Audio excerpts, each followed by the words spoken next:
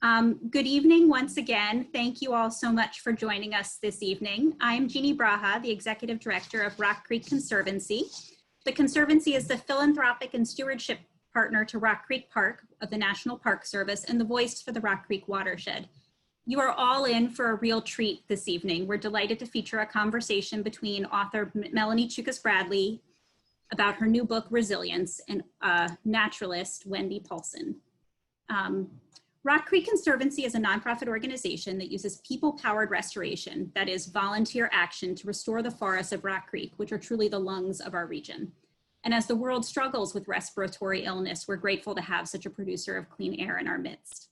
But we also know that Rock Creek is the heart of our region. As our daily rhythms have slowed over the last few months of stay-at-home orders, so many of you have shared the ways in which Rock Creek Park and its thousands of acres of urban wilderness have provided respite and a source of comfort to us all. I've heard from park neighbors who have lived here for decades and been surprised and delighted to discover that they're just a short walk from a shaded trail. And with the recent Senate passage of the Great American Outdoors Act just yesterday, and we hope for swift action in the House, as well as the groundswell of appreciation we've seen from so many, we look forward to a brighter future for the forests that we know to be in peril. Over the last few months as well, we've heard from many of you who've long known of the beauty of and peace that the park provides, not the least of whom is Miss Melanie. And apologies while I continue to admit your admiring fans from the waiting room. As I walk or run the trails of Rock Creek, I often wave at trees that Melanie has pointed out to me on the many hikes that I've been fortunate to take with her. She's given me a renewed appreciation for a landscape with which I'm incredibly familiar, both through her observations and the guidance for the ways in which I can watch the world around me. Since the start of this year, the Conservancy has been publishing a short excerpt from Melanie's wonderful A Year in Rock Creek, which I think you can see just over her shoulder there on the piano, as well as some of the photographs by Susan Austin Roth. Each month, these little slices of her wild home receive almost more attention than anything else on our website.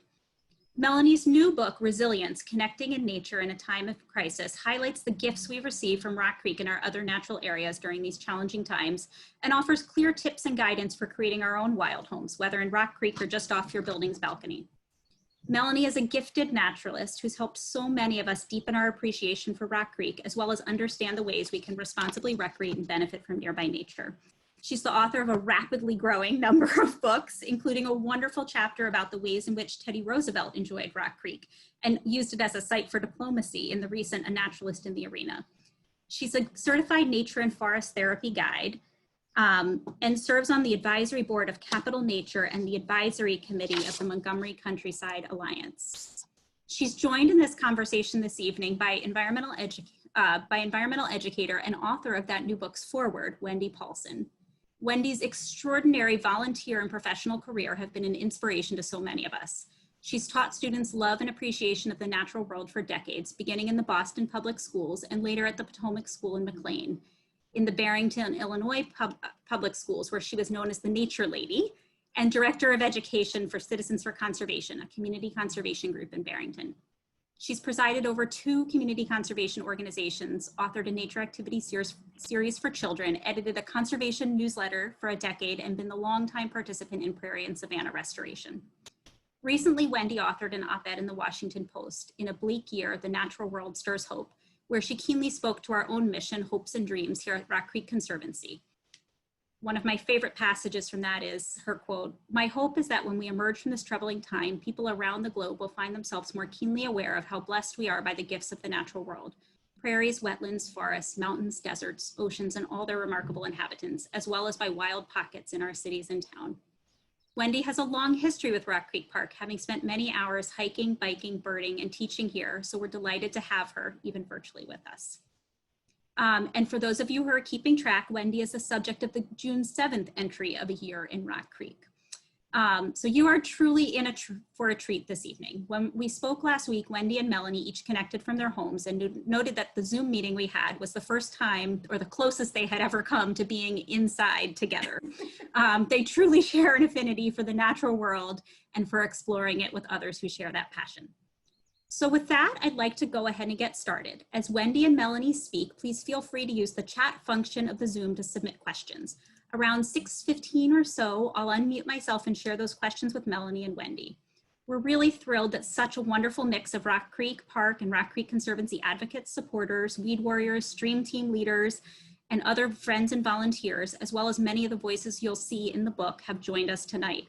I'd like to make a special mention of our guest, Julia Washburn, who is the superintendent of Rock Creek Park and my partner in conserving that wonderful space, has joined us tonight. Thank you, Julia. So with that, I'm going to mute myself and turn things over to Wendy to get the conversation going with Melanie. Thank you. Thanks, Jeannie. And thanks to all of you who are here tonight. It's wonderful to scroll through your faces and see so many friends from around the country, people that some are friends primarily of Melanie, some of me, some neither of us know, some we both know. So that's really great. And I thought we'd just get started.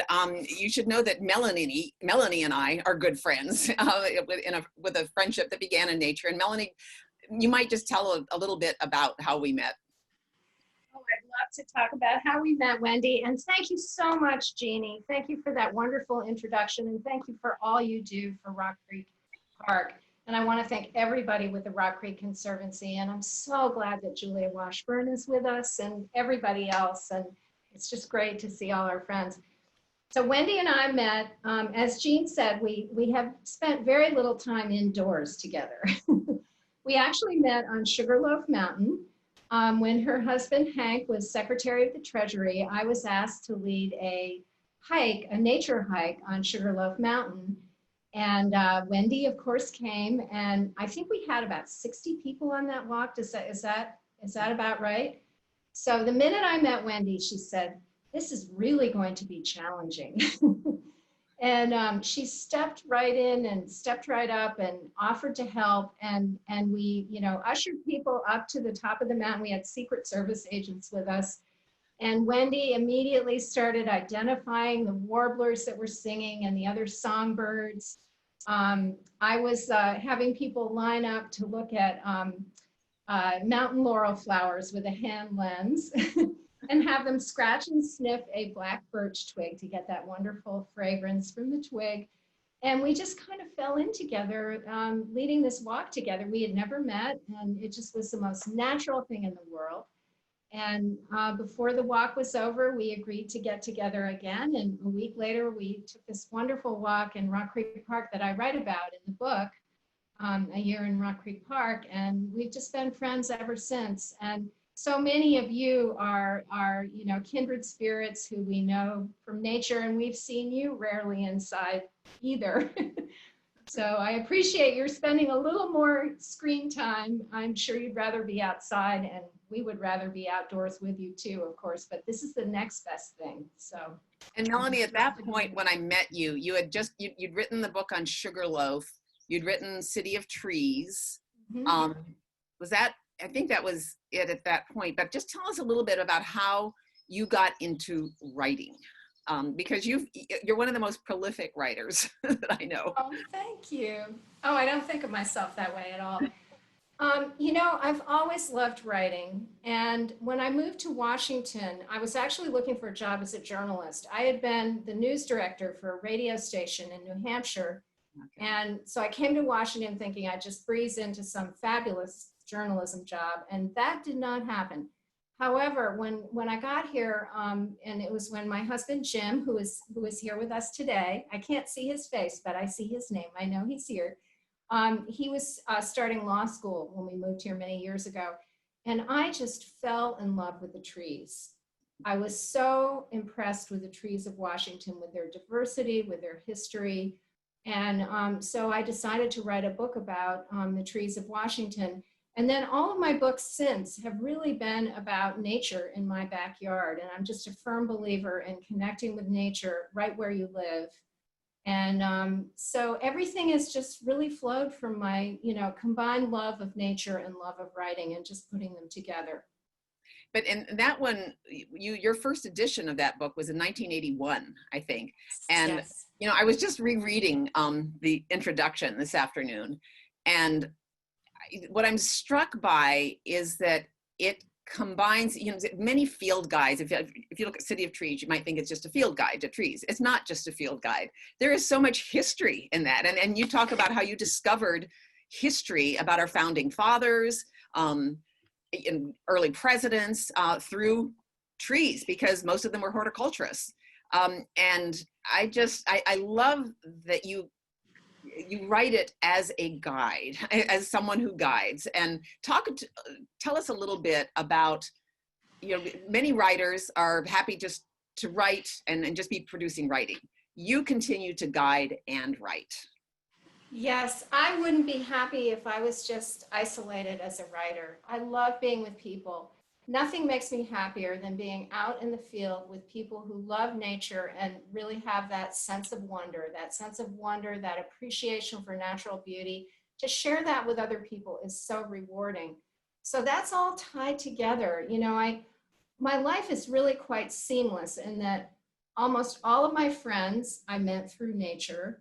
All of my work involves, helping people connect with nature, either on a walk or through a book.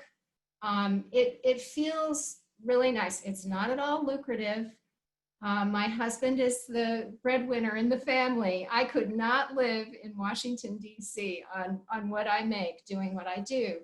But thanks to him, I have really been able to follow my bliss and do work that is very close to my heart. And the rewards are great. They're just wonderful. And I think that's one of the things that we recognized in each other right away, because we both love being outdoors with others and teaching. And I'd say teaching and learning, because I don't think we ever are teaching when we're not also learning just as much, if not more.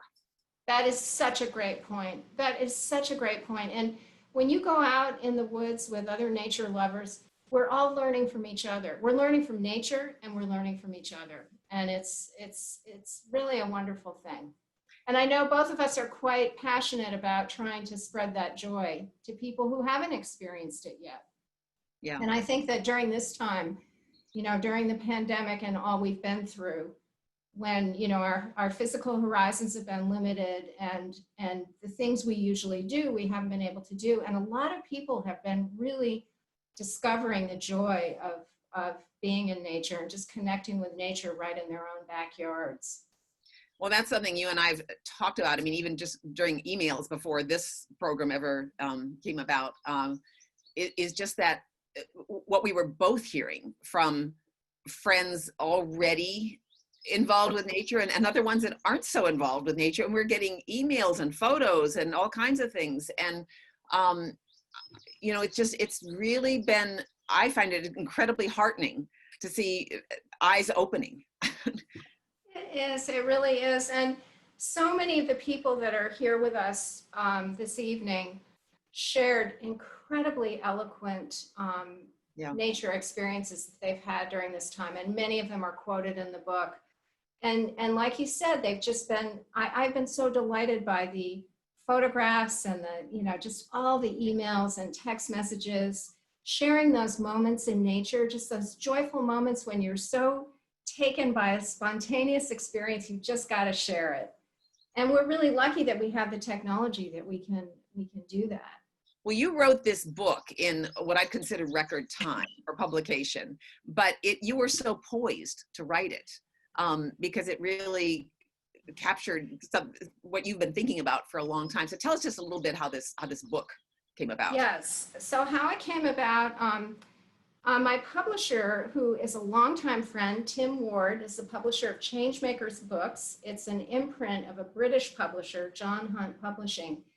And he and John Hunt had this brilliant idea, really, to publish a whole series of books about resilience and address a lot of the issues that people are dealing with. Can you all hear me? I just had something happen with my screen. I think it's okay now. Okay. So I was asked to write about resilience in nature. People wrote about loss, about the art of storytelling, just all these different aspects of what we were going through and how resilience could help us through.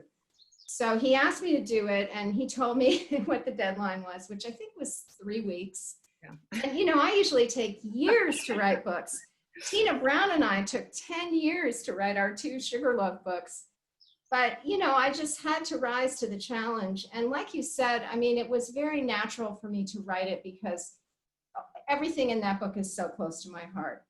Also, I have to say, your beautiful foreword and then all of the quotes that people shared with me, that's what made the book. I mean, I really felt like it was very much like a field trip where, you know, if I'm leading a field trip, I'm sort of the guide, you know, and I'm choosing, we're going to talk about this tree or that tree.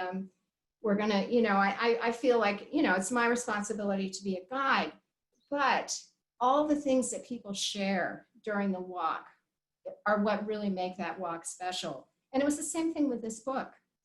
Yeah. I couldn't have written it without all of you. I just could not have done it. I love all the, just so many of the stories that are in the book. And I know there are a lot more, but I was so impressed at the time you wrote to me and said you were doing a book and had to be done in 3 weeks. I said, oh my gosh. I think I actually wrote it in 10 days. And the publish, I mean, it's almost unheard of, even in the publishing world, that from when the authors, there were 10 of us who wrote these resilience books, from the time the authors signed the contract to a finished published book was 40 days. And usually this company takes, huh? Everyone agreed, right? Everyone said yes. Everyone agreed and everybody followed through. It was really amazing. Yeah. But I think it, you know, we were all challenged. We were all challenged in a very deep emotional way. And we used that energy, that, you know, that energy went into the books. I think that's right. Yeah. And, you know, in the book, you talk about the importance of a wild home. You want to talk a little bit more about that? Oh, yeah, I'd love to talk about that.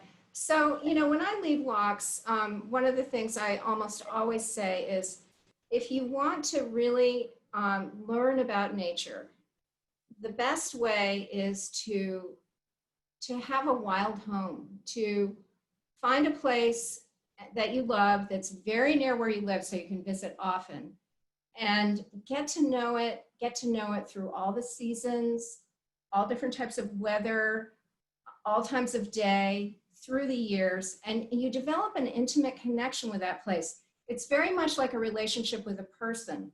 You know, when you meet someone for the first time, you learn their name, you may notice, oh, this person has a sense of humor, she's warm, she's intelligent, but you just have these initial impressions. When you get to know somebody over time, you learn about them in all their dimensions, all their moods, and there's that feeling of familiarity combined with surprise. So, you know, people are dependable, but they also surprise and delight you. And it's the same thing in nature. It's wonderful to travel. It's wonderful to travel to distant places. It's very inspiring. But I think that the most important nature connections are the ones right close to home. So when this pandemic hit, it became even more, to me, it just seemed even more important that people develop a wild home. And I heard wonderful things from people. My friend Sadie Dingfelder lives on the 10th floor of an apartment building in a really densely urban part of DC. She made friends with a pair of pigeons. She made friends with them. They came and visited her on her balcony every day. And then when she was out grocery shopping, she would see them. She would see them in the neighborhood. So they're in the book, and there's a picture of them in the book. You know, people have really become more intimate, I think, with right close to home. And that's happened with Jim and me in our backyard. My wild home is Rock Creek Park. It was Sugarloaf Mountain for many years. Now it's Rock Creek Park. But I have to say that during this time, I visit Rock Creek Park several times a week, but I've really connected with my backyard. You know, I have a hammock out there, and there are song sparrows and catbirds and cardinals. And, you know, Jim and I watched every rose bloom this spring. We now have a few raspberries on our pitiful little raspberry bush, and we go out and get them every day. And we're just really much more connected to right here, and to the trees in the neighborhood, and to people's gardens.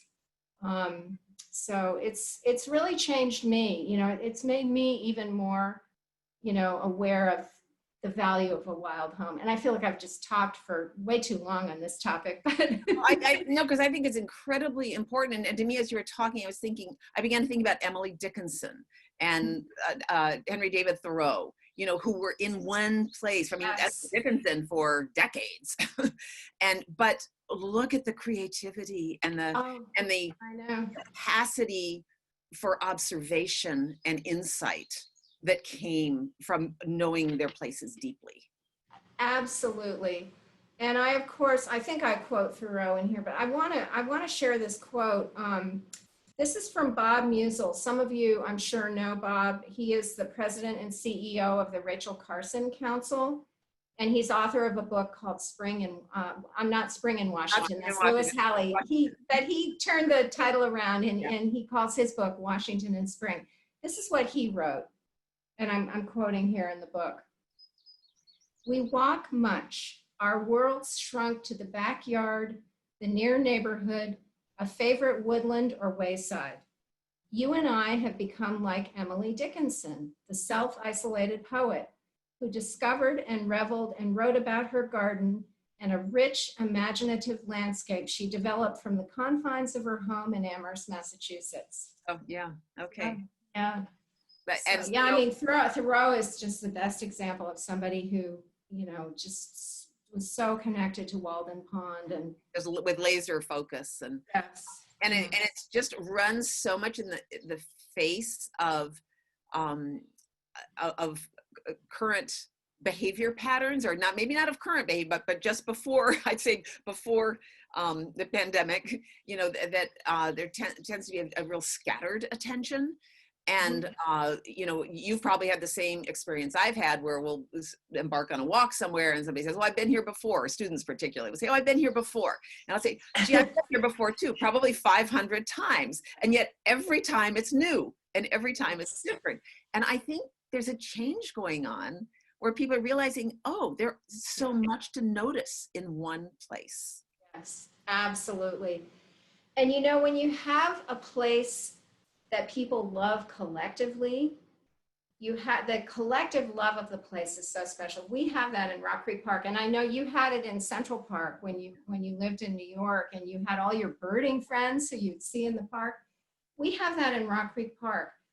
We are constantly in communication with each other. I mean, I run into people I know in Rock Creek Park all the time. Yeah. And we're constantly talking, sharing with each other experiences we've had.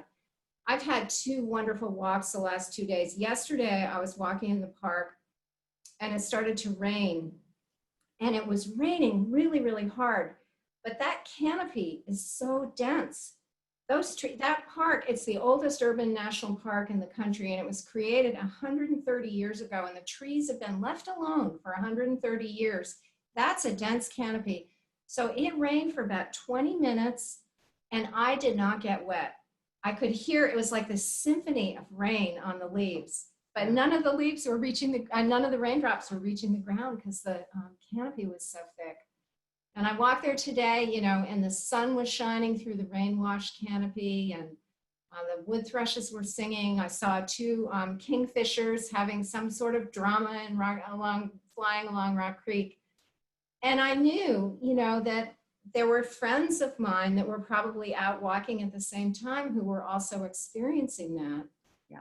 And then I think it's nice, like the Rock Creek Conservancy, they're such good stewards of the park, and they do these wonderful cleanups, and they're working to get rid of invasive plants, and just, actively involved in stewardship.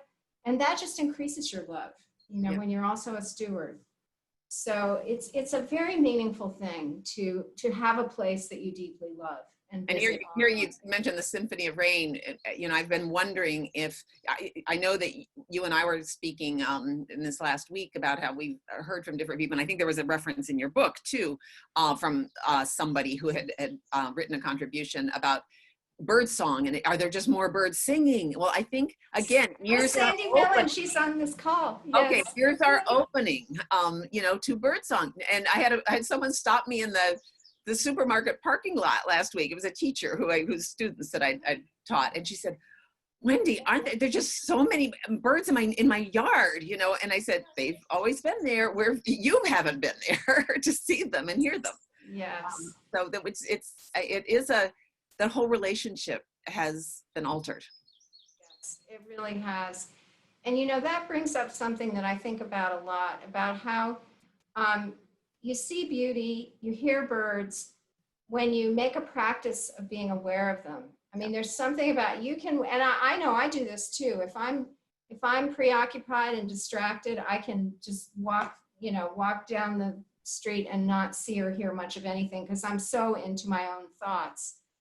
But if you open your heart and open your eyes and tune in with all your senses, there's just so much happening around you, wherever you live, really.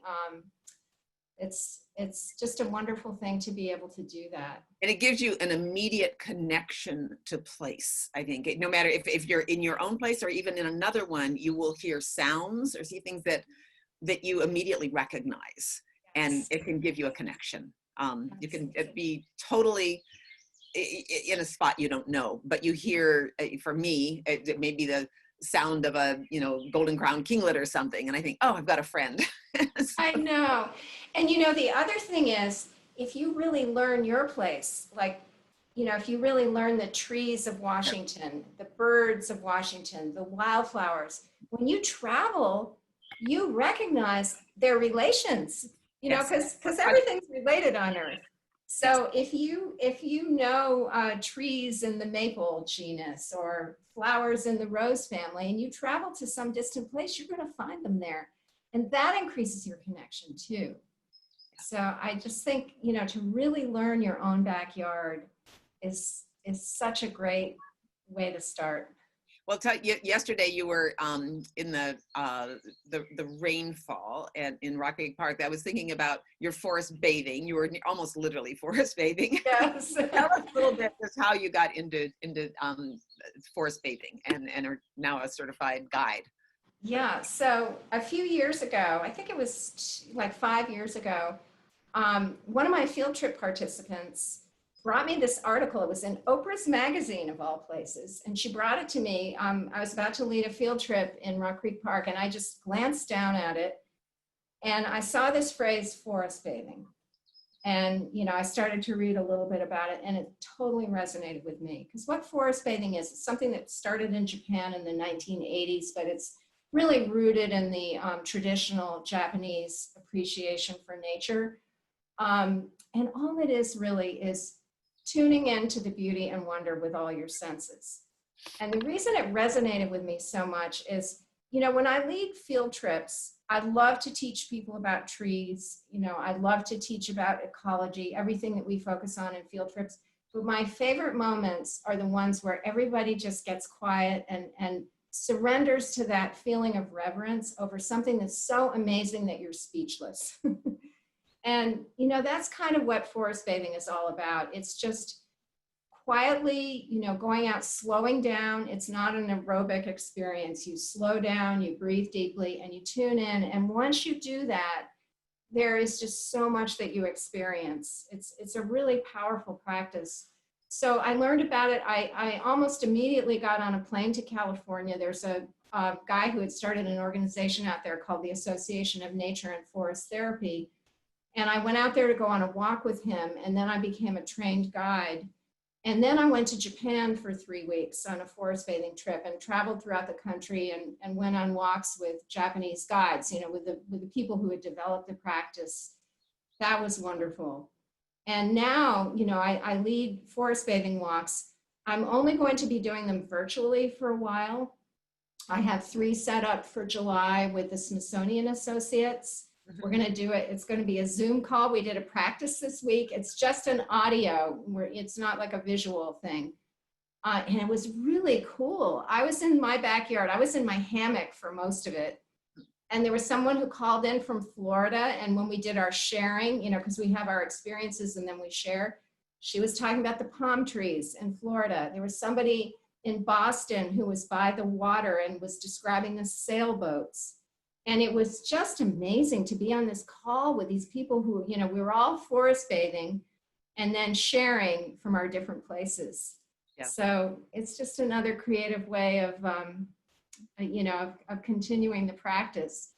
But I feel like it's something that I've done all my life. And I know a lot of people have said that to me, that now they have a name for it. It's a very pleasing name for something that they've always done. I think that's right. I mean, I think it's a specific term, but I think of it as an immersion. And we all have our different sorts of, it may be, yeah, just, and it may be prairie immersion, which it is more for people in the Midwest. But, you know, and it gets to that, I wanted to ask you about the concept of time in nature, especially in this, this period that we're going through, where a lot of people refer to time, they feel like they're in a time warp. That in fact, a lot of us are forgetting what day it is even. But just the what immersion in nature does to your sense of time. It really gives you a timeless feeling. And I think, you know, a lot of people have mindfulness practices, and you know, there's a great desire to be fully present. I think a lot of people feel like we're so distracted, we're so worried about the future, or, you know, worried about the past, and there's a great desire to be fully present. I find that hard to do as a meditator indoors. But when you are in nature, and like you said, when you're immersion, I think that's the key word, when you're totally immersed, you are fully present. Yeah. And it gives you both a very present and a timeless feeling. And I think this time that we've been through has sort of facilitated that, because a lot of our busyness, you know, for many, I mean, a lot of people have had to keep, you know, working their regular routine and working overtime. But for those of us who've had more time on our hands, we have kind of been in this sort of timeless place emotionally. And I think that is one of the silver linings of this whole situation. Yeah. And I answer it. Yeah, that's good. No, and I'm going to come back to that in a couple of minutes. I'm kind of keeping track of time, so there are a couple of things I want to make sure I ask you before we get to questions. But I want to talk a bit about Teddy Roosevelt Island. You and I both have a love of that, and you have written a book about it now that's going to be coming out soon. And you and I, actually, in my post-Washington days, we've met more at Teddy Roosevelt Island than any other place. But tell us just a little bit about your attraction to President Roosevelt and to the island. Yeah, well, I had kind of, this book started, my year of record, it's very much like my Year in Rock Creek Park book, because it goes through a whole year, through all the seasons. And it started in July of 2016 and went through July of 2017. Now, that was a very traumatic year for many of us. And that is in the book. You know, a lot of this trauma is in the book. But I had this experience with a kingfisher. I was out, I was paddling one evening in a kayak from Key Bridge Boathouse. I was getting ready to lead a kayaking tree tour for Casey Trees. And this kingfisher was flying in front of me. It was a female kingfisher, and she was flying in front of me, in front of my boat. And she would land in a tree, and then she'd dive and try to catch a fish. And then she'd go, you know, and she was chattering away the whole time, of course. And I just kept I was just mesmerized following her.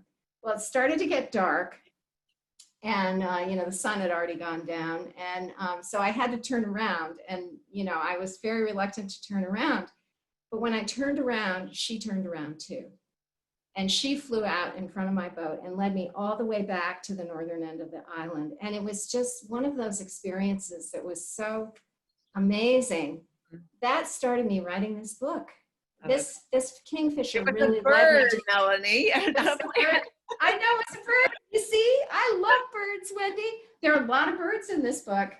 We had this thing, Wendy and I, about I'm a plant person, she's a birder, and you know, we have some funny stories about that. Yeah, too. We have some really funny stories. But anyway, so I was drawn to the island, and then I visited as often as I could. It's harder for me to get there, so I didn't, you know, it's not as frequent as Rock Creek Park. But I also got drawn in by Roosevelt. He is a fascinating figure. He is a natural, he was a you know, I say is because he's so immediate to me. He was a naturalist, he was a conservationist, he was a brilliant man. My friend Clay Jenkinson, who is a Roosevelt scholar, describes him as being the readingest and the writingest of all the presidents. He loved literature, he loved books, and he loved nature, and he equated them. And I think this is something you and I, Wendy, can really relate to, because we were both English majors in college. We love literature and we love nature. And those two things are really connected. And I think it's that immersion word again, where you just enter this world, So I just was really taken. I started reading about him and reading things that he'd written. I mean, he wrote over 30 books. His first book was a bird book, the first book that he wrote. And then I went to North Dakota to give a talk about Roosevelt in Rock Creek Park and about the island. And I fell in love with the Badlands of North Dakota. And then the last 2 years, I have led trips for Smithsonian Associates to Theodore Roosevelt National Park, where it's like a combination of natural history and history, because as a young man, he went out there originally to shoot a buffalo. Yeah. And then he became a bison conservator, and he cattle ranched out there for a long time. And it was a really pivotal time in his life. His mother and his wife died on the same day, and he was a grief-stricken man when he went out there, and nature healed him. So, I mean, there are just so many reasons why I'm attracted to his legacy. And I think he's a very inspiring figure for us to study now. So he is throughout my book. And, it's really a book about the island, but his legacy is woven into it. And it's been quite a journey. It really has. Yeah, and I love the fact that it was just another way in which yours and my experience dovetailed too, because I used to take my second grade students from the Potomac School to Teddy Roosevelt Island all the time. And I loved you had a phrase that you quoted in this most recent book that he used called the Wonder Book of Nature. Yes, the Wonder Book of Nature. And I'd love to read that quote. And also I wanted to say, I think my friend Lacey Brown is on this call, and she wrote wonderful things in the book about spending time in nature with your children. And she was just there with her children yesterday. I think yesterday, the day before, she sent me all these wonderful pictures of her two little girls on Theodore Roosevelt Island. Kids love the island. I think they like it because they can run around the whole island. Yeah, it's very pleasing. This is the quote from Roosevelt.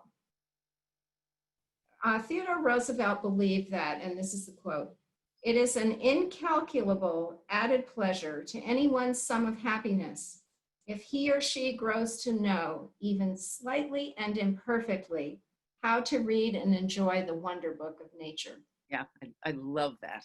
Isn't that great? Yeah. No, he's an inspiration to all of us. He is. Yeah. So, just thinking about what we both sense is either a new awakening to nature or a reawakening to nature. And you and I haven't talked a whole lot about this, but what do you think is ahead? Because my hope is that this renewed sense of value, the value of nature, and the renewed sense of need for nature will translate into more active support, more active stewardship of nature, as with the Rock Creek Conservancy, but with many other groups too. And that is my hope too. And Jeannie, I cannot believe you picked this quote of Wendy's. You picked it from the Washington Post op-ed that she wrote at the beginning of the pandemic. And some of that is also in the foreword to my book that she wrote. And I want to read it again. And I'm going to read a little bit more because I think Wendy, this totally sums up how I feel, what you wrote here. You wrote, "My hope is that when we emerge from this troubling time, people around the globe will find themselves more keenly aware of how blessed we are by the gifts of the natural world. Prairies, wetlands, forests, mountains, deserts, oceans, and all their remarkable inhabitants, as well as by wild pockets in cities and towns. Even more, I hope that the recognition of nature's value leads us to contemplate our individual and collective roles in caring for our planet as it has for us. In the 50th anniversary year of Earth Day, in a time that feels unsettlingly bleak, committing ourselves to more active Earth stewardship seems a logical and fitting an entirely necessary outcome. Yeah, that's certainly what I hope. And I don't know that I have a realistic forecast, but boy, but I am hopeful. It is one of, I feel, the silver linings. Yes. And it'll be interesting to hear, and maybe there'll be a little bit of discussion. Yeah, that would be great. And you know, I've got to say that one of the first things for me was having a clear sky. I saw stars in Chevy Chase that I had never seen in Chevy Chase before. Just the way, the clarity of the air, the quiet, the silence. No jet trails. You see completely blue skies with no jet trails. I mean, entirely blue skies. And the depth of the blue. Have you seen? I call that pandemic blue. It's so blue. It's just so blue. It's like a Crayola crayon color blue. Yeah. Yeah. It's been amazing. It really is. And I'm just one last thing, thinking, we talked about thinking ahead, but I also think it's really important. I know you do this, I do this, to look back at the founders of these places, the people that established places like Rock Creek Park, the people that established places like Central Park or Yosemite, or what all those, we have to feel such a debt of gratitude. And to me, that is we're trustees of that legacy, and we carry on that baton. We do. So with that, Jeannie, maybe we could. That's a great place to pivot. It's been fascinating listening to you both. Thank you so much. And I'll say, as I think that idea that we are all trustees of this legacy, certainly our colleagues at the National Park Service that protect Teddy Roosevelt Island and Rock Creek Park are the professional stewards thereof. And we've been incredibly grateful at the Conservancy to see so many of those of you who are out there enjoying these places, really thinking about your role as stewards. And we're just happy to facilitate that. Since we've been talking a lot about writing, there were a couple of questions specifically about the writing process. Melanie, there was a question about whether you write outside. Oh, yes. I used to write outside all the time in my little speckled notebooks. It's kind of hard for me to see my computer screen outside. So I have a lot of windows, and I take frequent breaks and go outside, but I have to confess, I do most of my writing at the dining room table with a view of the trees. Understood. Also on the writing theme, there was a question from, I think it's from Stella Tarnay. If you were taking Emily Dickinson on a walk, where would you take her in Rock Creek Park? And maybe Wendy, if you could take Emily anywhere, where would you take her? Oh, Stella, what a great question. Oh, I wish I'd read my Emily Dickinson before we. Oh my gosh. Oh, that's such a good question. And I just really don't know where to go with it.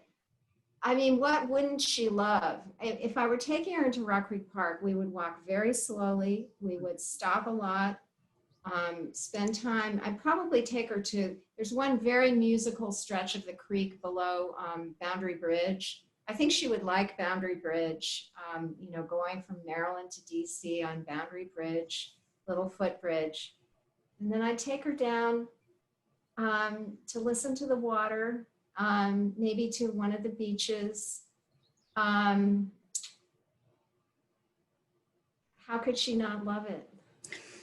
Yeah, I think I would love to be on that walk. I'd love to do one with you, Melanie, because the sounds of the Louisiana water thrushes, the wood thrushes, the ovenbirds are just so, they're magnified in the park because of the acoustics, the little canyons, and that's what I always loved about that park. The Acadian flycatchers, they just rang out. I heard all of them today, and there was something about the rain-washed canopy. The sound reverberated even more. I mean, like you said, the acoustics of it. Hearing the wood thrushes. You hear a wood thrush when you're walking that loop south of Boundary Bridge. Yeah. You are hearing a wood thrush almost the entire time, because you hear one here, you hear one there. The ovenbirds. I heard the Acadian flycatchers today. yes, the sound, that flute-like, especially the wood thrush, that flute-like music in that dense canopy, and especially when it's wet, I think, Yeah. it's just magical. Yeah. She would love that, Stella. I'm quite certain. And I'm fond of those northern floodplains myself. Yeah, put in a plug for I know Central you are. Park too there, because Central Park plays a similar role in another metropolis. You know, it's got a different feel, but there are pockets in the park, particularly in the North Woods and in the Ramble, where you feel totally disconnected from the urban surroundings. And you have the sound of water, you have, especially during migration, you know, the vocalization of birds. And the year that I did a breeding bird survey there when I was living in New York, we had a wood thrush also. So it was just kind of fun having that connection. That's wonderful. I do like to point out that Rock Creek Park is twice the size of Central Oh, yeah. Park. Bigger isn't always better, as my mother always told me, but I do like to mention that from time and again. And there is, somebody mentioned that Walt Whitman had a cabin in Rock Creek Park. I know of a poet's cabin. It was Joaquin Miller. Yes, Was the Joaquin Thank Miller you. cabin. Julia, yes. Yeah, and he was a poet. He was a contemporary of Whitman. And his cabin originally stood where Meridian Hill Park is currently. And then when they developed that park, they decided to preserve the cabin and they moved it to Rock Creek Park. Do you know if there are any plans to renovate that cabin? Because there's so much history. He was such a fascinating character. He was known as the Byron of the Sierras, and he had a very famous poem that school children memorized. And he just did all these different things. I think he was a Pony Express rider and, you know, a cook for gold mining camps. And he just did all that. He was very eccentric. There's so much history. Do you know if there's any plans to renovate?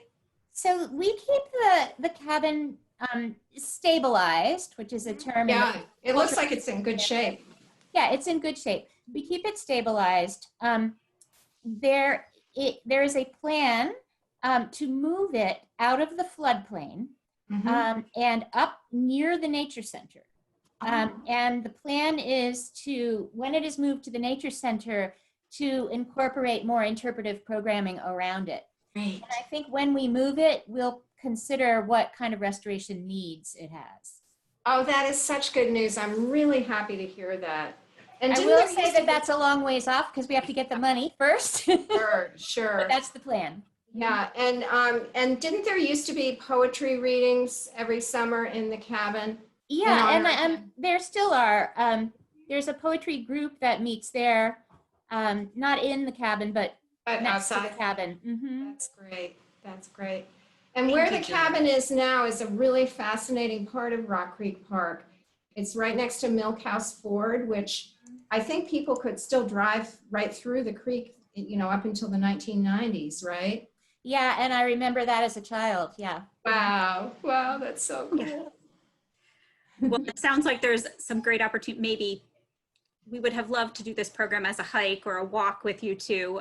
Of course, the magic of Zoom allows us to include so many people that are not in Washington, D.C., but when things allow, we should definitely take a hike to the cabin and perhaps read some Miller poetry, Wendy. And it can also be Facebook Live, so others can join in. Excellent. We have And the also, I'd technology. like to take people, there's a famous picture of Roosevelt. You know, he loved to rock scramble in Rock Creek Park. And there's a famous picture of him climbing up this rock wall. And it's often identified as Pulpit Rock. But I kept going there and trying to figure out where it was. And I have finally found out where this rock wall is. It's actually right next to Boulder Bridge. Yeah. So I think it'd be fun to take people there too, to see, you know, you can look at the picture of Roosevelt scrambling up this rock and then look at how impossible it would be to do. Yes. There's so much history in the park. We also have stories of him climbing a tree on one side of the creek and then trying to be like a squirrel and leap to another tree on the other side of the creek. Oh my gosh. Not a recommended activity No, I don't recommend it. visiting Rock Creek Park. You are supposed to stay on the trails, please. Melanie, there was a question about how you came to be interested in Japan. I assume it's a reference to the forest bathing work. Yes, so that was directly related to the forest bathing. And I was invited to go on this trip by Amos Clifford, the founder of the Association of Nature and Forest Therapy, and his wife, Michelle. And we went with 2 other forest bathing guides. One of them had taught in Japan, had taught school, English in school. So he served as our translator. We were in a lot of places where we were the only Westerners, so we really needed a translator. It was an amazing trip. And I got to go to the lab of Dr. Miyazaki, who is one of the lead researchers on the health benefits of spending time in nature. And he has a book out about it. And we went to his lab. I actually got my brain waves measured. He showed me like a very intense urban scene with no greenery at all in it. And then, on a screen, and then showed me a forest. And I mean, I couldn't interpret the brain waves, but he said that my brain just totally relaxed when I was looking at the forest. It was an amazing trip, and to meet all of these guides, and they were, some of them were medical doctors. They all knew the ecology, the places where they led the walks. They were intimately acquainted with the ecology, with the birds, with the plants. They knew all the medicinal uses of the plants. And it was fun for me as a plant person to be in Japan because I knew how closely connected our flora is with Japan's. And I could recognize almost every plant because it was related to something I knew from here at home. That was a wonderful aspect of it. And Melanie, I remember when you and I, we co-led a couple of walks at the National Arboretum. And I think it was the Shinto tree, am I saying that right? That you knew so much about that I really didn't. Which tree was that? It was pine. It was the ancient. Oh, that pine. Yeah, the lacebark pine. That beautiful lacebark pine. Yes. Is that the one? The Japanese one. There was. There was. The cryptomeria. Yeah. There was the cryptomeria, the Japanese cedar or cryptomeria. They call it sugi in Japan. Yeah, and a lot of the Japanese trees are planted here. Yes. But even the ones that aren't, our flora is so closely related. It's like when I was in the southern part, not that we went way south, we went to Yakushima Island, which is semi-tropical, but when I was in like just a little bit north of Tokyo, that flora was very much like the Blue Ridge Mountains. Then when we went further north up into the Alps, north of Nagano, it reminded me of being in the White Mountains where Jim and I lived before we moved here. So it was really, really cool. Well, I remember recently I read a book called The Songs of Trees, and that particular tree is profiled there. And I remembered your just giving me all kinds of background on that. And maybe we'll inject a little lighthearted experience that we had at the Arboretum. Mel and I were co-leading a walk, and I forget what part we were in. We were in a little ravine, and tell me what you were doing. I think we were in Fern Valley. Fern Valley, I think it was Fern Valley. And you were calling attention to, I don't know, you had people hunched over, and all of a sudden I heard and then saw a Connecticut warbler, which is an exceedingly rare sighting. And so I was hoping to get people to look at the Connecticut warbler. Melanie had them hunched over some plants, so only one other person got to see it. And she said, and you said, now you preface your walks. I do. After that experience, Wendy, I always say at the beginning of a walk, if I'm nattering on about some plant and there's an interesting bird in the vicinity, please interrupt me. The plants are not going anywhere. The Connecticut warbler was. That was one of our fun times. There's a real tension between birds and trees from time to time. I do appreciate that plants stay still. So if you're not familiar with them, you have a chance to really get to know them. Melanie, this is a very specific question. Do you know anything about the Sycamore Blight that was seen locally this spring? I don't. I am very unhappy to hear about that. Is it seen in the wild trees, in the wild sycamore trees? Cotton said that it was early this spring, the leaves turned brown. So we'll look into that and Okay, I will definitely look into that. we'll get you some more information. Yeah. Oh, I just live in fear of hearing about another blight on the trees. I mean, we've had the emerald ash borer with the ash trees, the woolly adelgid with the hemlocks. There was a dogwood blight. There's nothing more heartbreaking than having a tree blight. So I hope this is not something really serious or widely prevalent. I will definitely look into it. And it's another sign, really, that we all have to pay attention to nature and to the role we can play. And I think someone has a comment about it that may know. So he started to speak, and I interrupted. There was someone here who, David. Melanie Choukas-Bradley. Yeah, hi. Hi, Anne. It was all along the Potomac when the sycamore leaves first came out. Mostly up by Violet's Lock. I mean, I didn't notice it at Roosevelt Island, but I did notice it all up through Harper's Ferry area, and they were all shriveled. And so, anyway, we'll talk about it later. Okay. I'll just share that Carol Bergman, who was the Good. managed invasive plants in Montgomery Parks for a long, long time and has done a masterful job there. Thank you. Said there was a sycamore anthracnose this spring. So we all learned something. Yeah, and I Sherry's Thank you, Carol. Thing. Yes. Yeah. And I just wanted to. There was a comment from Catherine Maynard, who I really loved. It said, "Our wild home is a place and also a state of mind and heart." And I think that's a wonderful observation that we can have our specific natural wild place, but if they have that attitude of mind and heart, it's anywhere. It's wherever. Absolutely.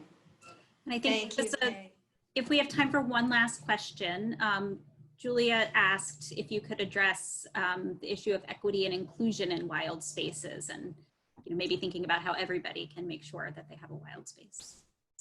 That is something that is so important, that everybody feels safe and welcome in our wild places. It's something we all need to be aware of and make sure we contribute to a feeling of welcoming inclusion for everybody.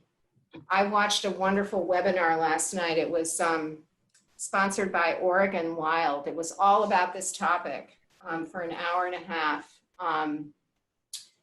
Just talking about it and people sharing their experiences. There was a woman an African-American woman who hunts and fishes. And she said she's always the only African-American woman who's out hunting and fishing, and she doesn't feel safe doing it alone. So she has to always go with other people. It was really heartbreaking to hear that. I think this is an opportunity. This time is an opportunity for all of us to really think about that and think about what we all can do. And Wendy, I know you must have thoughts about that. I do. Well, because for the last 20, 25 years, I've done all the teaching I've done has been in inner city schools. And so I just feel it's so important that there's so many segments of our population that I think have suffered from what I call a deprivation of exposure.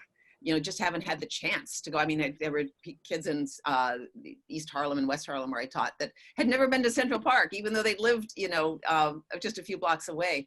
And they appreciate and love and respond to nature as much as anybody else. And the thing about nature is that it's all inclusive. It doesn't know color, it doesn't know culture, it doesn't know differences of any kind. And so, in fact, I think in our pre-discussion last week, I said that Chris Cooper has become quite infamous, taught with me for many years in New York. And we just loved, taking kids of every color and every background into the park, into nature, whenever we could. We thank you both for that. Our Rock Creek Conservation Corps will bring youth who are from neighborhoods that have historically been disconnected or purposefully excluded from the park into Rock Creek and help them become stewards. We'll be doing it virtually this year, so we'll see how that goes. So Melanie, How is that going to work? How's that going to work this summer? We have an amazing program coordinator who has cooked up a fantastic retinue of experience for the young people to meet many of Julia's team who work in the park, as well as others around the world who are working on issues of conservation. And then the students will do daily service projects, individual cleanups, as well as little nature studies in their neighborhood. So some may see only pigeons. We're certainly fortunate here in Washington, D.C. that so many of us have walking access to Rock Creek. So many of them have easy access. They may just not have taken advantage of that before. But I'll come back in 6 weeks and ask me the same question, and we'll let you know how it goes, because it's certainly not our preferred method of doing it, but it is so important to us to continue to nurture those future stewards and future leaders of Rock Creek and our other parks. Good luck with it this summer, Jean. And I have just loved seeing those young people out working the past 2 summers. And, you know, they're out there in the heat, they're out there with the mosquitoes, and they're wonderful. And I'm sure this is a life-changing event for them to have that experience when they're young. Most definitely. And we're thankful to you. I know you forest bathed with some of them, so thank you, Melanie. And we are over time. I am so incredibly grateful, Melanie and Wendy, to you for sharing your indoor-outdoor time with us tonight, as well as to the rest of you for joining us and sharing such wonderful questions, answers in some cases. We certainly at Rock Creek Conservancy are grateful to all of you for being stewards of our natural world, Rock Creek and beyond, and hope to see you on the trails recreating responsibly sometime very soon. And maybe Melanie, next time we're there, or next time I'm there, we could do a walk together. That would be really great. Oh, yes. Some of the people on this call. And I promise not to talk over the birds. Never a problem. Okay, Thank you all so much. Thank you, Jean. Thank you, Wendy. Thank you, everybody. Thank you both, and thank you, Allison and Elena from the Conservancy. Yes, thank you. Bye-bye. Bye, everyone.